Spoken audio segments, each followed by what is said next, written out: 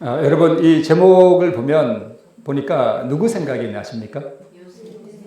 요셉. 또요? 또 누구 생각나는 분 없습니까? 네? 저는 이 제목을 딱 보면 예수 그리스도 이렇게 나올 줄 알았는데, 네, 그죠? 사랑의 메인종. 이 사랑이 뭐예요? 그리스도 우리의 의에 매여서 노예가 된 히브리 남자 누구예요? 예수님이십니다. 네.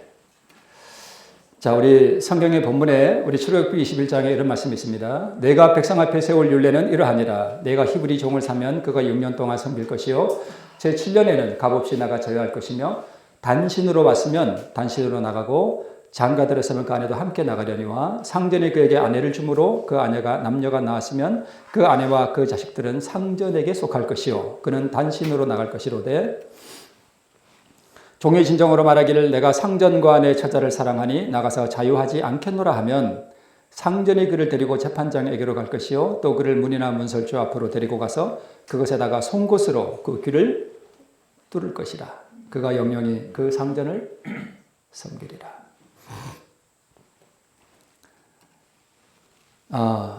요약하자면 히브리 남자의 노예에 대한 규례인데요. 이 히브리 남자가 노예로 이렇게 들어가면 6년을 섬기면 7년째는 이유여하를 불문하고 반드시 놓아서 자유하게 해줘야 됩니다. 그런데 단신으로 왔다가 단신으로 있었으면 그냥 7년째는 뭐 하면 돼요? 나가면 됩니다. 자, 근데 장가를 들어서 들어왔으면 그 장가든 아내와 자녀들도 다 함께 7년째 나갑니다. 근데 문제는 단신으로 왔는데 이 주인이 이 노예 남자에게 아내를 주어서 그가 자녀가 낳았으면 이 아내와 자녀들은 누구 소유라는 거예요? 주인의 소유이기 때문에 나가려면 너 혼자 나가라 이런 것입니다. 그런데 남자가 이제 아내를 얻어서 이제 자녀를 낳아서 살았는데 이 아내와 자녀를 뭐 해요? 사랑합니다. 그래서 혼자 나갈 수가 없습니다. 그래서 주인에게 말하기를 내가 내 아내와 내 처자를 사랑하니 제가 영영이 뭐가 되겠습니다? 당신의 종이 되겠습니다. 그렇게 말하면 이 남자 종을 가져다가 문설주에다 대고 송곳으로 뭘 뚫어요? 귀를 뚫습니다. 그럼 뭐가 남죠? 네, 귀에 구멍이 남습니다. 그러면 그 귀에 뚫린 그 구멍은 무엇을 상징하는가 하면 처와 자식들을 사랑하는 영원한 의의 표징입니다.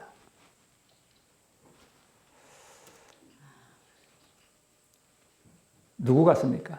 네, 예수 그리스도입니다. 종의 진정으로 말하기를 내가 상전과 내 처자를 사랑하니 나가서 자유하지 않겠노라.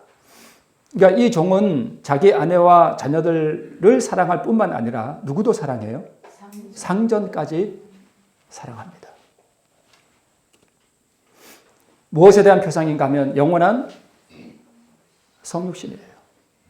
인간을 영원한 신성에 참여하게 하기 위해서 어제 우리 장로님께서 말씀하셨지만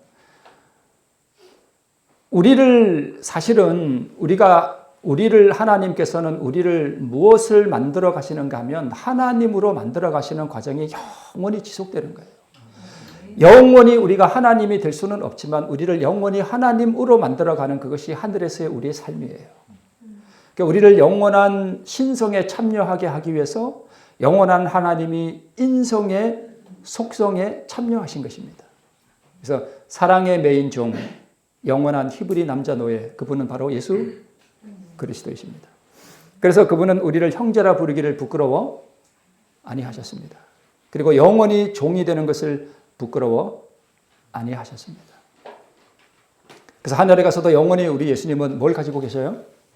인성을 가지고 계신다는 뜻은 우리와 영원히 하나 되셨다는 뜻입니다. 영원히 우리의 속성에 참여하셨다는 그러한 뜻입니다.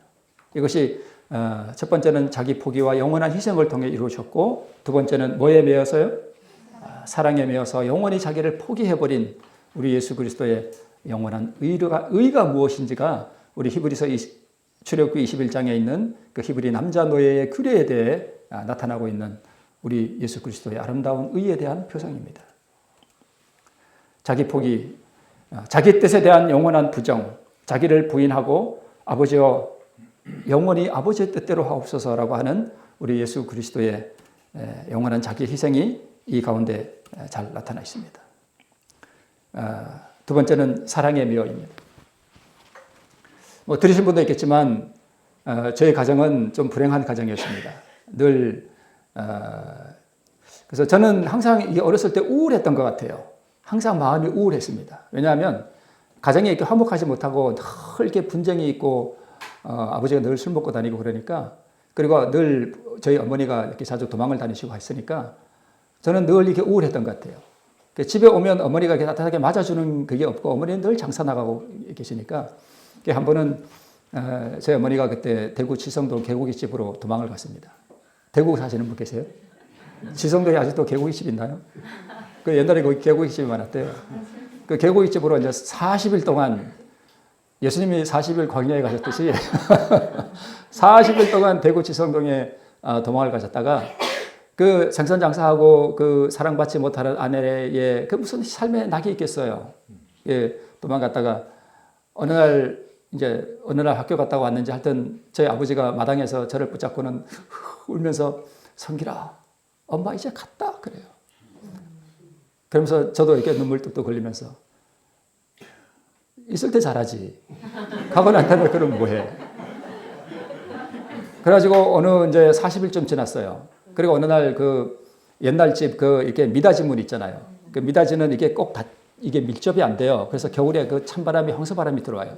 물을 떠나면 물이 꽁꽁 얼어버려. 겨울은 아니었던 것 같은데 제가 그 미닫이 문 옆에 누워서 어슴푸레하게 저녁에 이제 얼마나 쓸쓸해요. 엄마 도망갔지. 그 삭막한 아버지, 술 먹는 아버지하고 사니까 어느 날 그 미닫이 문 아래 제가 방 안에 이렇게 누워 있는데 저녁에 어슴푸레했던 것 같아요. 미닫이 문이 쑥 열려요. 그래서 왜 문이 열리지? 그리고 이렇게 제가 누워 있었으니까 위를 쳐다보는데 얘 너무 잘생긴 여자가 달덩이 같은 여자가 나를 내려다보는 거예요. 그래서 이 여자가 누구지? 하고 제가 한참 봤어요. 누군지 몰라봤어. 근데 자세히 보니까 엄마야. 그 나중에 들은 얘기가 그 지성동 개고기집에 가서 개고기를 얼마나 잘 드셨는지 이게 살이 쪄가지고 얼굴이 부여졌어요. 진짜예요. 저는 저희 어머니인지 몰랐어. 그래가지고 이제 오셨는데 한 3일이 지나니까 옛날 어머니 모습으로 돌아간 거예요. 초췌하고. 이제 나중에 이제 저희한테 하는 얘기가 뭐냐면 개고기집에 가서 40일을 있었는데 그 주인 할아버지가 아가 그러면서 딴 데 가지 말고 여기 있으라고. 일을 잘하니까 촌 여자가 얼마나 순박해요. 그러니까 이제 근데 새 출발하고 싶었대요. 그때는 젊었으니까. 이 술 먹고 이렇게 저거 하는 남편 버리고 새 출발을 하고 싶었대요. 이제 그 얘기를 나중에 이제 저희한테 하시는 거예요. 하시면서 하시는 말씀이 뭐냐면 얘들아, 이게 저한테 그때 했는지 자세히 기억은 안 나는데 제가 직접 들었습니다. 성길아, 내가 그때 다 떠나고 싶었다. 새 출발하고 싶었다. 근데 내가 너희들이 눈에 밟혀서 내가 다시 왔다. 딱 그렇게 말씀하셨습니다. 그러니까 뭐가 계속 눈에 밟히는 거예요. 자식들이 눈에 밟혀서 그 고생과 그 수고가 기다리는 그 겨울에 그 생선 장사하면 그게 얼마나 힘들어요. 찬물에 그 담궈야 되고 그 손이 늘 동상이 걸려 있어. 겨울 되면. 그 삶으로 다시 돌아왔는데 3일 만에 다시 옛날 어머니의 모습이 나타나는 거예요. 초췌한 모습. 그 몸빼 있고 생선 비린내 나는 그 어머니의 모습. 이제 제가 그 어머니의 그 희생 그러면 저는 항상 어머니가 생각납니다. 그 희생. 3년 전에 돌아가셨는데 그 서울의 어느 병원에서 그 허리 수술을 하셨는데 시술을 하셨는데 이게 신경을 건드렸나 봐요. 그래서 이게 이 생리 현상에 장애가 왔습니다. 그러면서 이제 나중에 마비가 왔어요. 하반신. 그래서 그 동탄에 있는 그 한림병원에 아마 있죠. 그 한림병원에 입원해 계실 때 제가 어머니께 이런 말씀을 드렸습니다. 어머니, 그때 대구에서 우리를 안 버리고 다시 돌아와줘서 제가 고맙다 그랬습니다. 어머니 앞에. 예, 어머니가 아무 말씀도 안 하시면서 닭똥 같은 눈물이 쭉 흐르셔요. 이제 그 에덴 요양원에서 침례를 받고 돌아가셨어요. 그 동해 중앙교회 큰 교회 있죠. 우리 제철에 안식에 계시는 동해 중앙교회 바로 뒤에 큰 장로교회가 하나 있어요. 거기 오래 다니셨거든요. 늘 새벽 기도를 다니시고 아프리카에 불쌍한 사람들 많이 돕고 그랬는데 에덴 요양병원에 한 1년 넘게 계시면서 저한테 하신 말씀이 그래요. 제가 자주 방문을 갔거든요. 야, 성길아, 내가 그동안 새벽 기도하고 그렇게 헌금했을 때 다 헛거더라. 어느 날 자기 가슴 속에 내가 정말 그런 건 다 헛거고 내가 정말 하나님 앞에 변하여 새 사람이 되고 싶은 강한 충동이 왔다라는 거예요. 그런 표현을 저한테 하신 적이 있습니다. 제가 침례 받고 돌아가셨는데 저는 자식이 밟혀서 새 출발을 하지 아니하고 다시 노예의 삶으로 돌아오신 그 어머니의 그 희생을 제가 생각할 때 주님께서 겟세마네 동산에서 우리를 버릴 수 없으셨던 그 이유가 저는 어머니의 경험들을 통해서 어렴풋이 이해가 됩니다. 그것이 무엇이냐? 의였습니다. 의의 매인종. 우리를 향한 그 사랑을 끊을 수가 없어서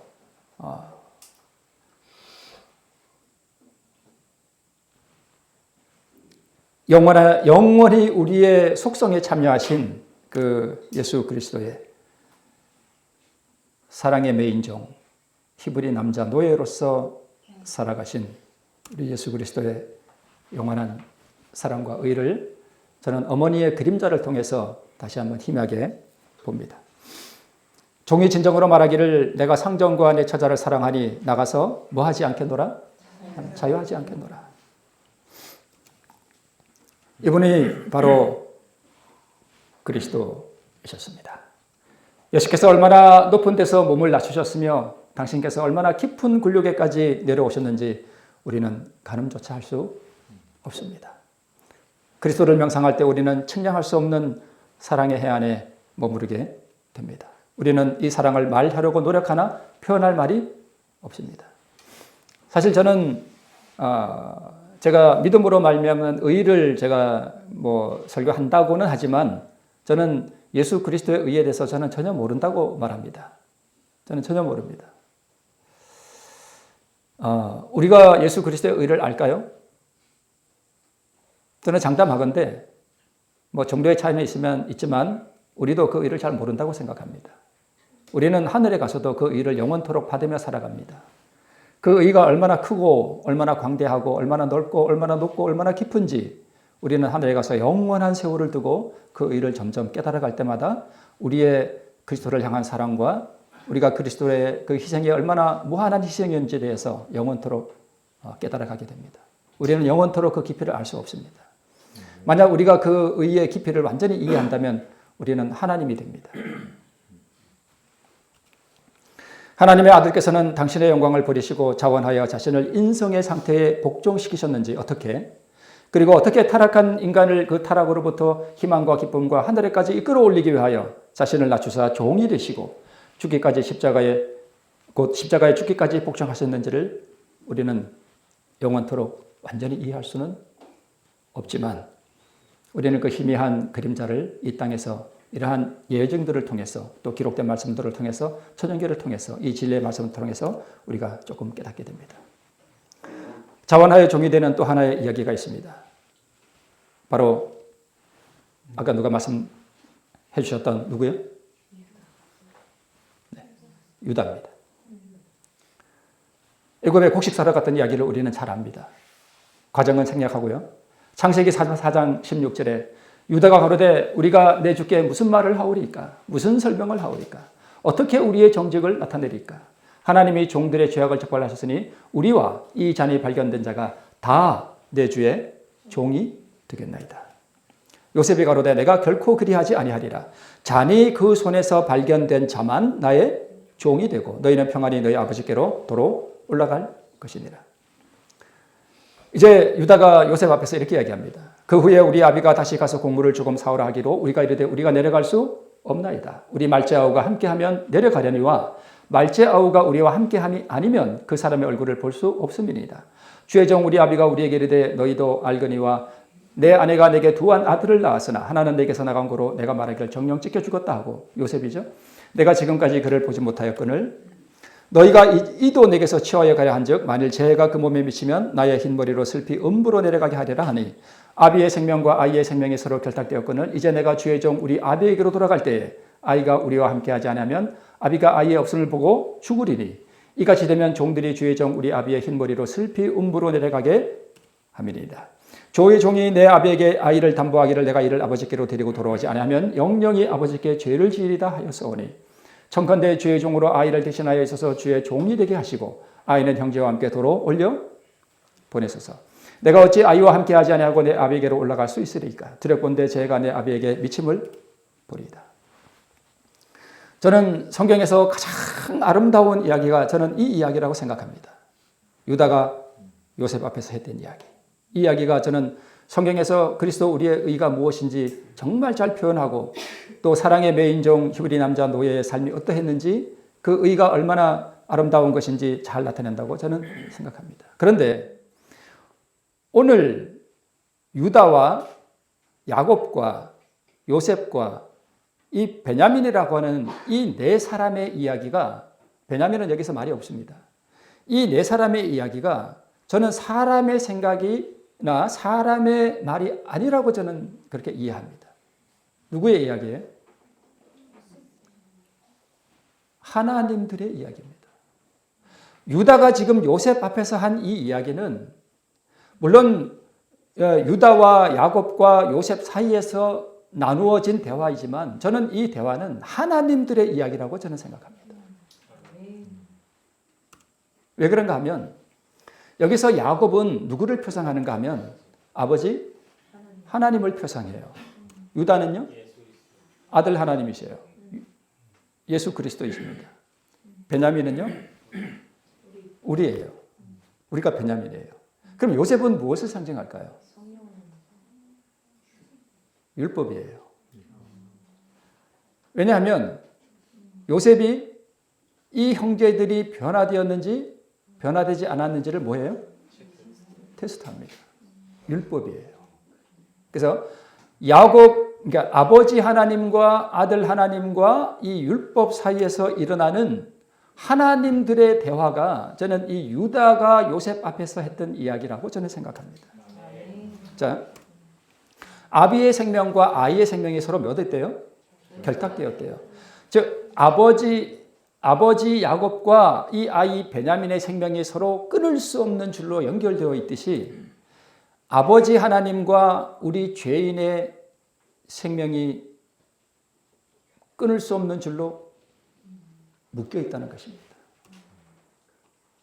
베냐민을 향한 야곱의 깊은 애정과 아버지 야곱의 깊은 애정과 죄인을 향한 아버지 하나님의 그 영원한 의, 그 끊을 수 없는 의가 연결되어 있다는 말씀입니다. 결탁되어 있다는 것은 묶여 있다는 뜻입니다. 요나단의 마음이 다윗의 마음과 연락되어 요나단이 그를 자기 생명같이 사랑했다 할 때 이 연락되어와 결탁되었다가 히브리 말로 카샤르라는 동일한 단어입니다. 결탁되었다는 의미는 요나단의 마음과 다윗의 마음이 생명같이 사랑했듯이 이 아버지 하나님이 이 죄인을 자기 생명같이 뭐한다는 얘기예요? 사랑한다는 뜻입니다. 이게 아버지 하나님의 의인데 이 아버지 하나님의 의를 예수 그리스도께서 받으셔서 예수 그리스도께서 이 아버지 하나님의 의를 우리를 위하여 시대 소망에 있는 말씀에 의하면 개발시키시고 그 영원한 의를 우리에게 주시는 것입니다. 이제 내가 주의 종 우리 아비에게 돌아갈 때 아이가 우리와 함께하지 않으면 아비가 아이의 없음을 보고 죽으리니. 여기서 내가는 누구예요? 유다입니다. 표상적으로 실질적으로는 예수 그리스도입니다. 주의 종 우리 아비는 누군가 하면 아버지 야곱이면서 동시에 아버지 하나님이세요. 아이는 베냐민이면서 우리예요. 아비가 아이의 없음을 보고 죽으리니. 겟세마네 동산에서 예수께서 죄인을 포기하고 승천하셨다라면 아버지께서 어떻게 되셨을까요? 이 표현에 의하면 죽습니다. 왜요? 우리가 없기 때문에. 저는 이 야곱의 마음 속에 표현되고 있는 자기 자식 이 베냐민을 향한 이 사랑 때문에 이 아이가 나에게로 돌아오지 아니하면 내가 죽으리라고 하는 이 표현이 야곱의 마음을 표현한 게 아니에요. 누구의 마음이 여기 기록되어 있는가 하면 하나님의 마음이 여기 기록되어 있는 것입니다. 실질적으로는 이게 아버지 하나님의 마음의 표현이에요. 우리가 하늘에 돌아오지 아니하면, 내가 하늘에 가지 아니하면, 오늘 각 사람 한 사람이 하늘에 가지 아니하면 내가 하늘에 가지 않음으로 인해서 아버지 하나님이 뭐 한다고요? 죽는다는 것입니다. 주의 종이 내 아비에게 아이를 담보하기를 내가 이를 아버지께로 데리고 돌아오지 않으면 영영이 아버지께 죄를 지리라. 유다가 아버지에게 한 말입니다. 보증한다는 뜻입니다. 스가랴서 6장에 보면 평화의 의논이 있죠. 구속의 언약입니다. 아버지와 아들 사이의 언약이에요. 창세로부터 죽임을 당하신 어린 양. 아버지는 구속의 사명을 아들에게 맡기시고 아들은 그 임무를 완수하기로 아버지 앞에서 동의하셨습니다. 아버지는 이 아들에게 의라는 능력을 주실 것이고 아들은 그 의의 능력을 받아서 그 의를 영원한 우리에게 주실 그 의로 이루실 것이고 완전한 복종과 자기 희생을 통해서 이것을 이루셔서 우리에게 주실 것을 이 평화의 의논에서 다 나누었다고 봅니다. 그래서 구속의 계획은 창세전에 수립되었으나 평화의 의논은 범죄 후에 아버지와 아들 사이에 또 한 번 의논이 있었습니다. 아버지의 마음은 아브라함의 마음 3일길의 투쟁과 같았고 어린 양은 어디 있나이까라고 말할 때 이 아버지의 마음 이삭의 순전과 자원하는 희생을 통해서 이 구속의 계획이 이루어집니다. 자, 야곱이 애굽으로 가기 전에 유다가 애굽으로 가기 전에 야곱이 아들 유다에게 한 말이 뭐냐 하면 아이가 돌아오지 않으면 내가 죽겠노라 했습니다. 이것을 하나님들의 이야기로 바꾸면 예수께서 이 땅에 오시기 전에 평화의 의논을 하실 때에 아버지 하나님께서 아들 예수 그리스도에게 하신 말씀이 뭐냐 하면 죄인들이 내게 돌아오지 않으면 내가 죽겠노라 했습니다. 저는 개인적으로 어디 증명할 말은 찾을 수는 없지만 저는 개인적으로 이 평화의 의논 때 아버지 하나님과 아들 사이에 실제로 이 대화가 이루어졌다고 저는 믿습니다. 그리고 아들 하나님께서 아버지여 내가 이 아들 베냐민 즉 이 아들들 이 죄인들을 아버지께로 데리고 돌아오지 아니하면 내가 영영이 아버지께 죄를 지리다 라고 보증하시고 언약하시는 예수 그리스도의 말씀이 저는 창세기에 이렇게 기록되어 있다고 봅니다. 이것은 평화의 의논에서 나눈 대화였다고 저는 봅니다. 하나님께서는요, 죄가 세상에 들어올 것을 아셨습니다. 그래서 하나님은 영원히 죄 지을 가능성이 없는 세계로 이 우주를 만드셔야 했습니다. 두 번 다시 이 우주가 죄에 오염되지 않을 세상을 만드셔야 했어요. 그렇게 되려면 무엇이 되어야 되는가 하면 하나님의 품성이 완전히 드러나야만 그게 가능해집니다. 두 번 다시 죄가 없어져요. 그래서 우리 집사님께서 이충 집사님께서 그 말씀하셨죠. 사단은 하나님을 어떤 하나님으로요? 이기적인 하나님으로 우주에 제시하였습니다. 그래서 하나님께서는 이것을 반증하셔야 돼요. 이것을 반증하기 위해서는 하나님이 뭐 돼야 돼요? 희생되어야 됩니다. 이 방법 외에는 사단의 주장을 반증하고 반론을 제기할 수단이 없습니다. 이 길 외에는 없습니다. 그래서 여러분 루스벨이 만약에 돌아오라고 하는 예수님의 그 초청을 듣고 루스벨이 회개하고 하나님께로 돌아갔더라도 언젠가는 이 우주에 뭐가 있어요? 죄가 있습니다. 그래서 사단은 하나님께서 생명을 버리는 그 희생을 하리라고는 뭐도 못했어요. 상상도 하지 못했습니다. 이것은 우리 정언에 있는 말씀이죠. 그래서 사단이 타락한 것은 하나님의 품성이 완전히 드러나지 않았기 때문입니다. 사단이 반역할 때요, 이 우주에 하나님이 어떠한 분이신지, 하나님의 의가 얼마나 높고 무한한 것인지 완전히 드러나지 않았습니다. 하나님의 품성이 완전히 드러나는 방법은 오직 한 가지입니다. 뭐예요? 희생밖에 없습니다. 이것이 십자가를 통해서 나타났습니다. 그래서 십자가는 이 우주에 죄가 더 이상 존재하지 않게 만드는 유일한 수단이었습니다. 만약 루시벨 외에 다른 존재가 타락했더라면, 그래서 루시벨이 만약에 하나님의 희생을 보았더라면 루시벨은 영원히 타락하지 않습니다. 그래서 십자가는 죄가 가능한 세계와 죄가 불가능한 세계의 영원한 분기점이 됩니다. 그래서 이 우주를 영원히 죄가 불가능한 세계로 만들기 위해서 반드시 필요했던 게 하나님의 무한한 희생이 필요했고, 그 희생이 십자가에서 나타났습니다. 그러면서 영원한 이 의는 영원한 세월을 두고 더 밝히 드러나게 됩니다. 즉 십자가에서 보이신 이 영원한 희생과 자기 생명을 죄인들을 위해 내어놓는 이 측량할 수 없는 의를 온 우주가 목도하면 죄 지을 가능성이 없어집니다. 그런데 죄인은 이 의를 목도해서 되는 것이 아니라 이 의를 뭐 해야만 돼요? 받아야만 됩니다. 그래서 이 죄인들은 죄의 속성이 제거되고 이 영원한 의를 받을 때에 죄 지을 가능성이 영원히 사라집니다.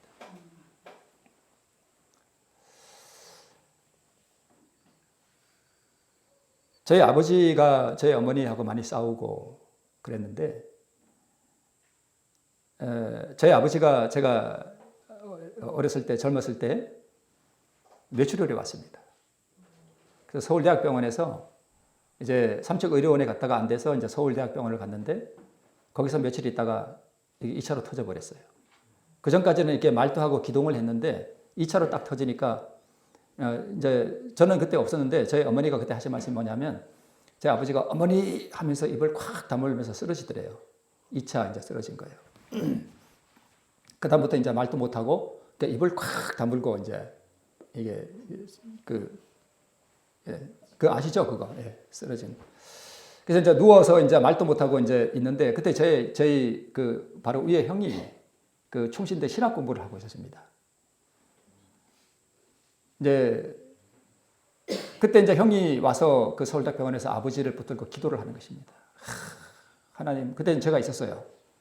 제가 있을 때 이제 붙들고 기도하는데, 하나님 어쩌고 뭐라고 기도했는지 모르지만 하여튼 막 기도를 하는데 제가 옆에 서 있고 저희 형은 아버지를 붙들고 기도했습니다. 근데 저희 아버지 눈에서 제가 조금 거짓말 보태서 눈물이 바가지만큼 나왔습니다. 이게 쉴 새 없이 눈물을 흘려요. 그래서 저는 어쩌면 저희 아버지도 그렇게 사시다가 가셨지만 어쩌면 하늘에 오실 수도 있겠다는 생각이 듭니다. 하나님께서 한 인생을 구원하기 위해서 끝까지 포기하지 않으시고 그 망나니 같은 삶을 살아오신 제 아버지도 하나님께서 사랑하셔서 마지막에 그 형을 통해서 다시 한번 회개의 기회를 주지 않으셨는가. 사람이 마지막까지 남아있는 게 뭐예요? 청각이 남아있습니다. 그래서 그 아버지가 옛날에 또 교회를 조금 다니셨대요. 근데 그 기도를 들으면서 아마 수많은 생각들이 아버지의 머리를 스쳐가면서 자기가 살아온 삶의 어떤 그런 그 돌아보는 시간이 아마 됐을 거라고 저는 생각이 됩니다. 그래서 의식은 없지만, 그래서 반신불수로 이렇게 누워있는 그런 그 사람들도 뭐는 살아있는가 하면 청각은 살아있고 뇌는 살아있는 사람들이 많거든요. 그래서 마지막 이 죽을 때 특별히 하나님께서 많은 사람들에게 이 구원을 주시기 위해서 역사하시는 게 맞구나 하는 생각을 저는 그때 느꼈습니다.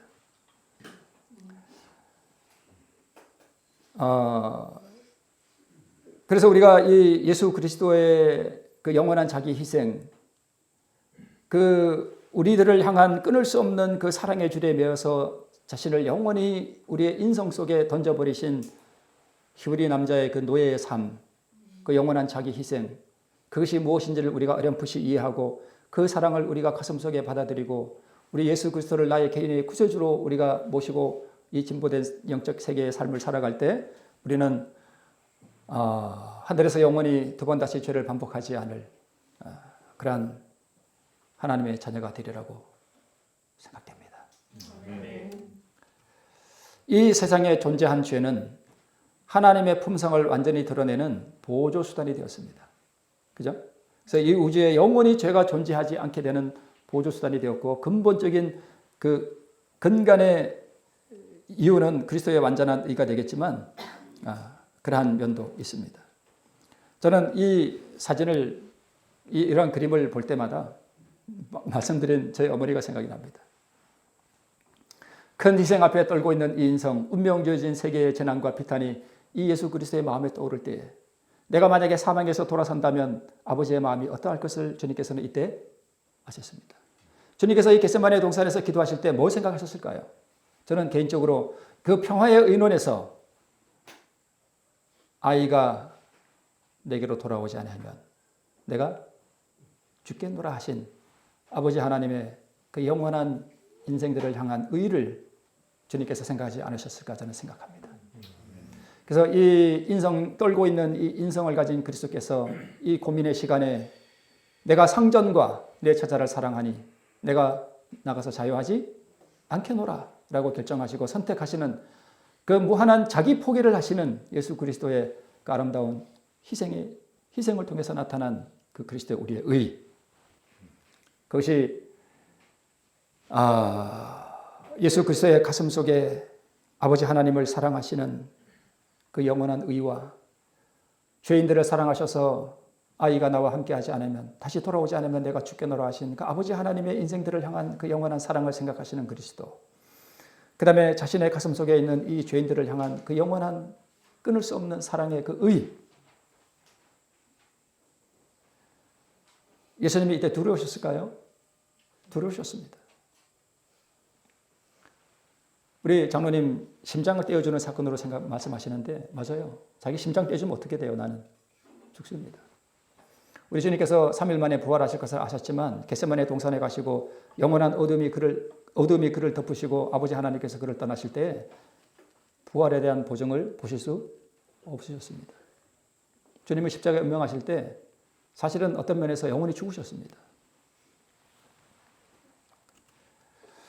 청컨대 주의 종으로 아이를 대신하여 있어서 주의 종이 되게 하시고 라고 이 유다가 요셉 앞에서 얘기할 때 이 요셉은 율법의 정죄 하에서 이 아이를 대신하여 주의 종이 되는 죄인을 위한 대속제물로서, 그래서 율법이 죄인에게 애굽에서 종이 됨을 선언했습니다. 우리가 다 종이에요. 율법의 종이 됐어요. 그런데 우리 주님께서 우리를 대신하여 그 자리에 서십니다.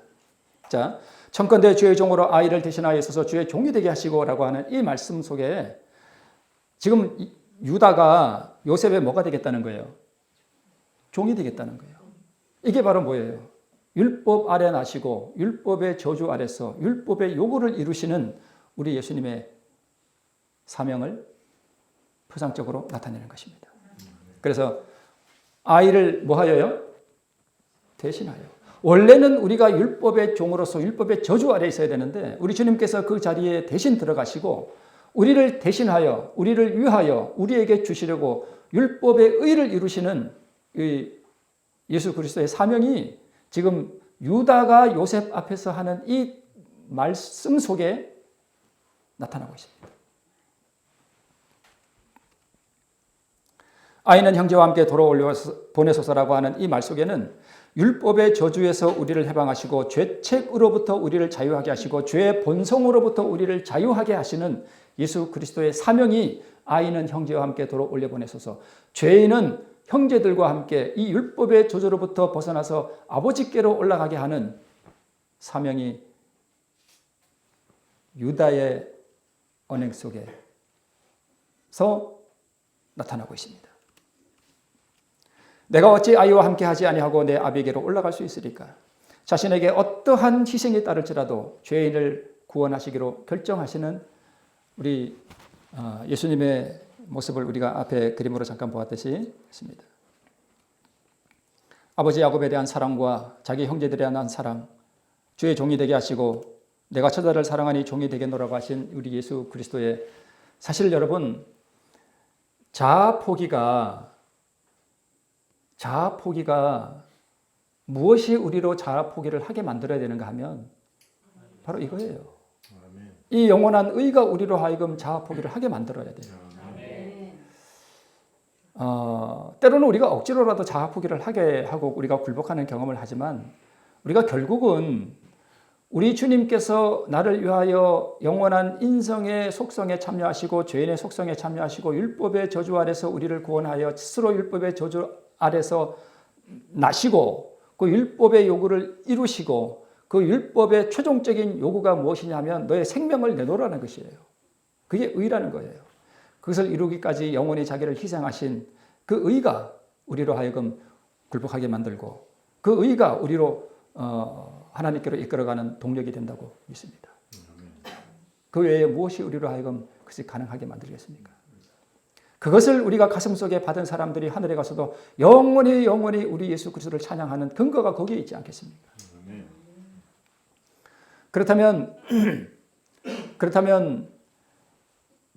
이 예수 그리스도라고 하는 그 한 분, 아버지 하나님의 사랑에 매여 있고 인간을 향한 사랑에 매여 있어서 그 중간에서 양쪽을 붙들고 고뇌하시는 우리 예수 그리스도의 참 그 표현할 수 없는 그 고민, 그 고뇌, 자기를 희생시켜야 하는, 영원히 희생시켜버려야 하는, 거기서 떨고 있는 인성, 우리가 그것들을 생각할 때에, 그리고 그분께서 그러한 과정들을 통하여 이루신 그 영원한 의를 우리에게 주실 때에, 우리가 그 의를 받고 난 다음에 그럼 우리도 그 사랑의 끈에 매이지 않겠습니까? 아멘.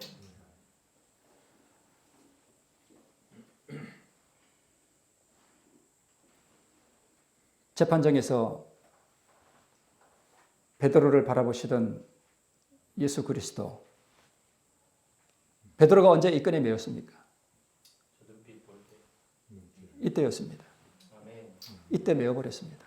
영원히 끊을 수 없는 그 의의 줄에 베드로가 이때 묶여버렸습니다.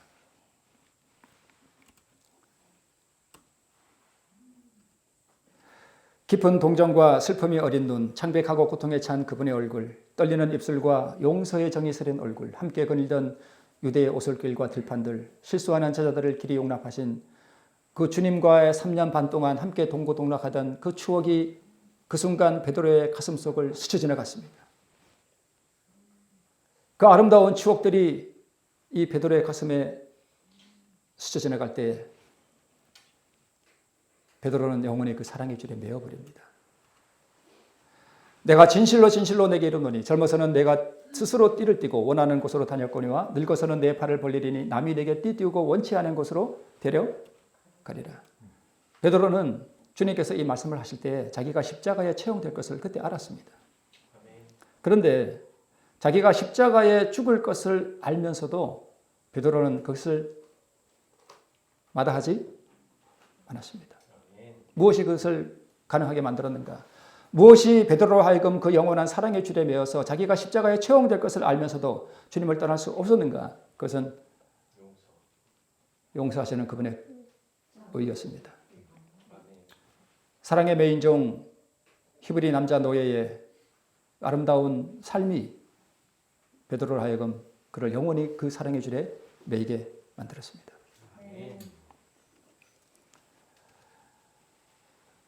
베드로는 그의 주님을 한 인간으로서 또는 하늘이 보낸 한 교사로서 그분을 사랑해 왔으나 이제는 그분을 하나님으로서 사랑하게 되었습니다. 그때 이후로. 이제 스스로 띠띠고 원하는 곳을 다니는 자유인임을 포기하고 영원히 주님께 사랑으로 매인 종이 되었습니다. 우리가 믿음으로 말미암는 이 의를 우리가 배우고 논하고 전하고 듣고 하면서 우리가 정말 알아야 할 것은 우리가 영원토록 그 충만한 분량을 다 알 수는 없지만 우리가 그 희미한 그림자를 우리가 맛보고 내 가슴이 영원한 그 사랑의 줄에 매이는 그것을 위해서 우리가 지금 이렇게 하고 있지 않겠습니까? 만약 내가 내 가슴이 그 영원한 의의 사랑의 끈에 매이지 않는다면 우리가 뭐하러 이걸 하겠습니까? 옛날에 그 무슨 짐승들 나오는 프로가 있었습니다. 그 뭔지는 지금 잘 기억이 안 나는데 제주도 저기 가면은 마라도라는 섬이 있었죠. 거기 어떤 주인이 개를 하나 키우고 있었는데 이 개를 놔두고 주인이 이제 건강이 안 좋아서 목포로 이사를 가버렸어요. 개를 놔두고.